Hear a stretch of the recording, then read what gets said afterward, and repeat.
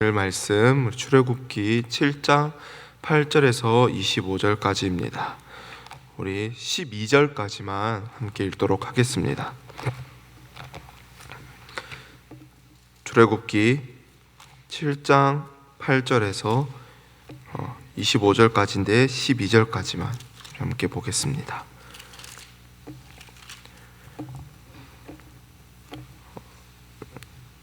다 찾으신 줄 알고 제가 한 절, 성도님들이 한 절 교독하도록 하겠습니다. 여호와께서 모세와 아론에게 말씀하여 이르시되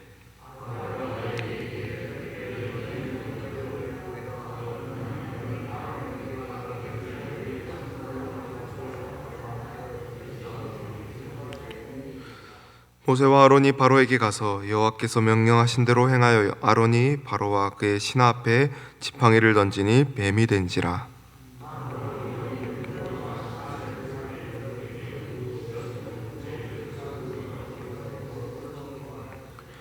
우리 함께 읽겠습니다. 각 사람이 지팡이를 던짐에 뱀이 되었으나 아론의 지팡이가 그들의 지팡이를 삼키니라. 아멘. 제가 기도하도록 하겠습니다.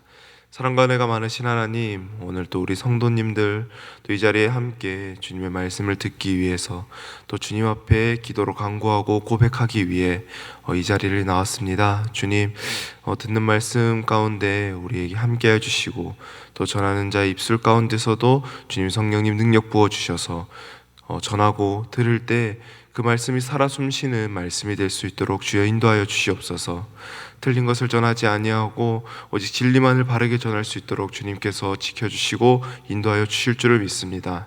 또 들려지는 그 말씀을 가지고 하루를 살아갈 때도, 한 주를 살아갈 때도 주님 하나님 기억하게 하시고 하나님의 능력대로 이 삶을 살아가는 성도로서의 삶이 될 수 있도록 주님 인도하여 주시옵소서. 주님 앞에 기도합니다. 우리의 기도를 주님 기억하여 주시고 기도대로 주님께서 들어주시고 또 이루어 주시고 또 기도한 대로 살아갈 수 있는 우리들 되게 인도하여 주시옵소서. 감사드리며 우리 주 예수 그리스도 이름으로 기도합니다. 아멘. 네, 오늘 출애굽의 서막이라는 말씀의 제목을 가지고 함께 말씀을 나누고자 합니다.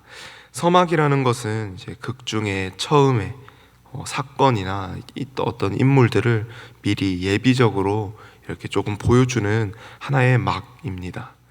오늘 본문이 마치 그런 것 같습니다. 이제 앞으로 다가올 모든 것들에 대해 하나님께서 미리 예비적으로 보여주고 계십니다. 또 하나님께서 이제 직접 모세를 통해서 출애굽의 길을 위해 움직이시기 시작하십니다. 오늘 말씀은 이스라엘의 출애굽 전 바로의 강팍한 그 마음을 무너뜨릴 열재앙의 포문을 열고 있습니다. 이스라엘 백성들이 출애굽하기 위해서는 바로를 통해야지만 가능했습니다. 준비된 모세와 또 아론은 하나님의 명하심대로 그를 찾아가 이스라엘을 애굽으로부터 풀어줄 것을 요청합니다. 본문 이전의 말씀을 통해서도 알 수 있지만 이미 이 게임은 승패가 정해진 게임이나 다름없었습니다. 하나님께서는 바로의 마음이 계속 완악할 것도 아셨고 또 모세의 말을 듣지 않을 것이라고도 말씀하셨습니다. 그리고 자신의 마음이 무너질 가장 큰 그 재앙이 내리고 나서야 이스라엘은 탈출하고 또 그제서야 이스라엘의 하나님이 여호와인 줄을 깨닫게 될 것이라고도 말씀하셨습니다. 정해진 게임, 스토리까지 짜여진 이 각본에 모세는 오직 여호와의 말씀대로 행하기만 하면 되는 것이었습니다. 오늘 본문에 하나님께서 모세와 아론에게 명한 것은 바로가 너희에게 기적을 요구할 때 너희는 그 아론이 가지고 있는 지팡이를 던지라 명하는 것이었습니다. 그러면 그 지팡이가 뱀이 됨으로 이제 기적을 보일 것이기 때문입니다. 아론의 지팡이가 뱀이 되는 것은 여호와께서 모세에게 실제로 나타나셨을 때 이스라엘 백성을 확신시키기 위해 하나님이 모세에게 주신 첫 번째 표징이었습니다. 뱀이 무엇을 의미하느냐에 대해서 많은 말이 있고 또 여러 논쟁이 있지만 그것은 지금 우리에게 중요하지 않습니다. 우리가 봐야 할 것은 무생물이 생물이 되었다는 점인 것 같습니다. 인간의 힘으로 할 수 있는 영역이 아니라는 것입니다. 바로의 마음은 여기서 풀어져야만 했습니다. 하나님의 권위와 이 능력을 깨달아야만 했을 것입니다. 그러나 그는 물러서지 않고 자신이 부리고 있는 현인들, 마술사들을 이렇게 불렀습니다. 그리고 말씀 11절은 그들도 그들의 요술로 그와 같이 행했다고 기록하고 있습니다. 이 또한 논쟁이 참 많은 부분입니다. 어떻게 마술사들이 이 지팡이를 뱀으로 변화시켰는지, 그들이 어떻게 뱀으로 만들었는가, 그것이 진짜 신비한 힘을 이용한 것일 수도 있고 또는 눈속임일 수도 있습니다. 이 또한 성경에서 확실하게 언급하고 있지는 않습니다. 그렇게 중요하지 않기 때문일 것입니다. 아론의 지팡이가 그 마술사의 뱀들을 집어삼킵니다. 아론의 뱀이 마술사들의 뱀을 삼켰다는 것은 이스라엘이 이집트를 이기고 승리한다는 것을 상징합니다. 이집트 문헌을 보면 강국이 약국을 점령할 때 왕관이 다른 왕관을 삼키는 것을 묘사했다고 합니다. 이집트 왕들의 왕관은 이제 가운데 보면 뱀의 형상이 있습니다. 그러니 이것은 마치 이스라엘이 이집트를 이기는 것처럼 보여졌다는 것입니다. 뿐만 아니라 마술사들은 그 상황을 보고 자신들의 뱀들이 먹히는 것을 주술적으로 이렇게 능력이 흡수된다라고 그런 의미로 또 받아들였을 것입니다. 이것이 이제 하나님과의 능력의 차이가 있다는 것을 있다라고 이렇게 마술사들도 그렇게 받아들였을 것입니다. 여기까지만 보아도 우리는 그 어떤 능력도 혹은 인간을 초월할 만한 일을 인간이 하더라도 하나님의 능력은 따라올 수 없음을 완벽하게 우리는 볼 수 있습니다. 하지만 사람은 참 보고 싶은 것만 보고 또 듣고 싶은 것만 이렇게 듣는 것이 아주 강한 존재입니다. 바로는 자신이 거느리고 있는 마술사들도 똑같은 일을 행함을 보고 눈이 어두워졌습니다. 능력의 차이를 느끼지 못한 것입니다. 힘의 차이를 느끼지 못한 것이죠. 바로는 이때를 계기로 그 마음이 더욱 완악해집니다. 해볼만 하다, 싸워볼만 하다라고 느낀 것입니다. 그래서 그는 백성 보내기를 거절합니다. 이 모든 것이 다 하나님께서 예상하셨던 대로입니다. 사랑하는 성도 여러분, 우리가 사는 이 세상도 다르지 않음을 말씀드립니다. 지금도 많은 사람들은 하나님은 없다, 신은 존재하지 않는다 라고 말하고 다니며 또 그것에 대해서 과학적으로니 또 철학적으로니 증거를 가져옵니다. 특히 자신이 정말 이성적이다라고 생각하고 또 똑똑하다라고 여기는 자들인 만큼 더욱 그런 생각을 합니다. 자기가 경험한 것이, 자기가 보고 들은 것이 오직 그것만이 진실이기 때문입니다. 우리가 현 시대의 바로와 같은 자들과 싸우기 위해서 해야 할 것은 단 한 가지입니다. 그것은 모세와 아론이 그랬던 것처럼 하나님의 말씀을 따르는 것입니다. 하나님께서 하시라고 한 것을 하는 것입니다. 이미 하나님께서는 우리보다 더 많은 것을 바라보고 계시고 또 이미 이 역사 가운데 하나님께서 승리하실 그 역사를 준비해 놓고 계시기 때문입니다. 그래서 당장 변하지 않는 사람들을 향해 우리가 실망할 이유도 없고 낙심할 이유도 없습니다. 그냥 내가 해야 할 일을 인내하며 묵묵히 해나가면 그 결과는 곧 하나님의 뜻대로 이루어질 것이기 때문입니다. 그것을 기대하는 것이 성도의 역할임을 믿습니다.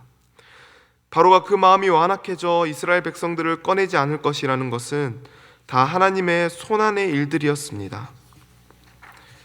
이제 열재앙의 시작입니다. 하나님께서는 모세에게 아침에 바로에게 가라고 말씀하십니다. 바로는 나일 강가에 있었습니다. 모세가 여호와의 말을 전했습니다. 내 백성을 보내지 않으면 이 지팡이로 나일 강을 쳐 그곳을 피로 변하게 할 것이다 라고 이야기합니다. 모세와 아론은 여호와의 하나님 말씀대로 그 나일 강을 피로 변하게 합니다. 그러자 생긴 일들이 무엇이었습니까? 우선 그곳에 있는 물고기들이 숨을 쉴 수가 없게 되었습니다. 그러자 물고기가 죽게 되고 피 비린 내와 물고기 썩은 내가 진동하기 시작합니다. 큰 문명은 항상 큰 강 주변에서 만들어졌습니다. 이집트 또한 나일강을 중심으로 문명이 세워진 그 4대 문명 중 하나의 발상지였습니다. 그만큼 이집트에게 나일강은 모든 자원의 원천이었습니다. 가장 중요한 식수부터 시작해서 식량, 또 위생, 모든 것을 책임지는 강이었습니다. 그리고 그 강은 이집트인들에게 있어서 나일강의 수호신이라는 이제 큰 놈이 존재한다고 믿었습니다. 그들의 우상이 그 강에 있다고 믿은 것이죠. 그들에게 이 큰 놈은 수많은 신화 중에서도 인간을 창조한 신으로 여겨졌습니다. 우리 하나님과 대비되는 그런 모습을 또 보입니다. 그들에게 생명을 전해주는 신으로 여겼다는 것입니다. 열재앙은 이집트 신에 대한 하나님의 공격이었습니다. 이집트의 신들이 이집트 사람들을 보호할 수 없으며 그 신들이 관할한다고 생각되었던 것들이 오히려 그들을 공격하는 데 사용함을 보여줌으로써 진정한 절대자가 누구인지 보여주고 계십니다. 그러나 이것으로도 바로는 꿈쩍하지 않습니다. 왜냐하면 그를 지지해줄, 그의 생각을 합리화시켜줄 그의 요술사, 그의 마술사들이 있었기 때문입니다. 그들도 그와 같이 행하니 바로는 여전히 더 완악한 마음으로 이스라엘 백성을 꺼내지 않기로 마음먹습니다. 바로가 궁으로 들어갔으나 나일강의 오염으로 인해 이집트 백성들은 물을 마실 수 없었습니다. 그들은 살기 위해 나일강 주변에 우물을 파서 정제되어진 물을 먹기 위해 노력했습니다. 그들이 가지고 있던 나무 그릇과 돌 그릇 안에 그 물까지도 다 피로 변했기 때문입니다. 바로의 완악함이 얼마나 지독한지 우리가 보게 됩니다. 그의 완악함과 강팍함은 그의 백성이 살기 위해 몸부림치고 있는데도 불구하고 여전히 이스라엘을 풀어주려 하지 않았습니다. 여전히 하나님의 능력을 보고도 그는 묵인하고 보지 않고 여전히 자신이 이길 것이라고 생각을 그렇게 했습니다. 그러나 이 재앙은 이제 겨우 시작입니다. 물이 피로 변함으로 인해 인간의 생존이 위협받게 되었습니다. 그렇다면 그 바로의 마술사는 무엇을 했어야 하겠나요? 그들은 바로 앞에서 똑같이 물이 피가 됨을 보여주었습니다. 그러나 그들이 정말 능력이 있었다면 나일강을 다시 되돌리는 일을 했어야 할 것입니다. 그러나 그들은 그런 본질적인 문제는 결코 해결할 수 없었고 그저 하나님의 능력을 모방하기 바빴을 뿐입니다. 그리고 바로는 그것을 보고 저들도 속임수를 쓴 것이다, 자기 스스로 합리화를 하며 고집을 꺾지 않은 것입니다. 성도 여러분, 바로의 마음을 보십시오. 이 완악한 마음은 하나님의 재앙을 거쳐가면 거쳐갈수록 더욱 완고해지고 더욱 강팍해져 갈 것이고 더욱 완악해져 갈 것입니다. 세상 어느 인간도 10가지의 재앙을 받기까지 그 마음을 완악하게 둘 수는 없을 것입니다. 그러나 바로는 그것을 어떤 의미로는 또 해냅니다. 적어도 9가지 재앙까지는 그 고집을, 그 완악함을 꺾지 않습니다. 그가 가지고 있는 권력과 권력과 힘이 히브리인들이 믿는 신 앞에서, 하나님 앞에서 무너지지 않을 것이라는 그 확신이 있었기 때문일 것입니다. 그러나 결국 그는 하나님에게 무너지고 그 이스라엘 백성들을 애굽에서 꺼낼 것을 우리는 볼 것입니다. 바로의 완악은 사람들 중에서도 누구도 따라올 수 없는 자입니다.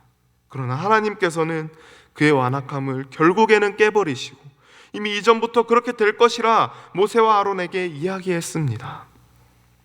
한다면 한다는 분이 우리 하나님이심을 믿습니다. 그 어떤 우상과 어떤 권세로도 하나님의 의지를 꺾을 수 없음을 고백합니다. 그 의지가 무엇입니까? 이스라엘을 구원하겠다는 의지, 하나님의 백성을 구원하겠다는 그 의지, 그분의 의지가 이스라엘에서부터 시작되어 지금까지 이어져 왔음을 믿습니다. 그것은 자신의 아들을 내던지기까지 계속되어져 왔음을 믿습니다. 세상의 바로 앞에 힘들게 살아가고 있는 우리 성도님들, 우리는 모세와 아론과 같이 하나님의 말씀을 듣고 있습니까? 그의 말씀 앞에 순종하고 있습니까? 저 꺾이지 않을 것 같은 완악함은 오직 말씀으로만 꺾을 수 있음을 믿습니다. 우리의 승리가 어디로부터 옵니까? 하나님의 말씀으로부터 나오는 줄 믿습니다. 이번 한 주도 주님의 말씀이 모든 것을 계획하게 하시고 또 주님의 말씀이 우리를 승리케 하리라 믿으며 그 말씀에 늘 귀 기울이는 삶 살아가길 주님의 이름으로 소망합니다. 우리 함께 기도하기를 소망합니다. 주님의 말씀을 모세와 아론과 같이 그 위대하다 생각했던 바로 앞에서도 담대히 따를 수 있는 믿음과 용기를 주님 허락하여 달라고, 또 세상을 이기는 힘이 하나님께 있음을 고백하며 우리가 이 세상을 살아갈 때도 오직 하나님의 능력으로만 살아가는 성도로서 그 삶을 살아갈 수 있게 인도해 달라고, 또 함께 우리 교회 공동체에 함께 기도하는 이 기도 제목을 가지고 기도하신 후 우리 각자 돌아가도록 하겠습니다. 우리 함께 기도하도록 하겠습니다. 기도합니다. 사랑과 은혜가 많으신 하나님,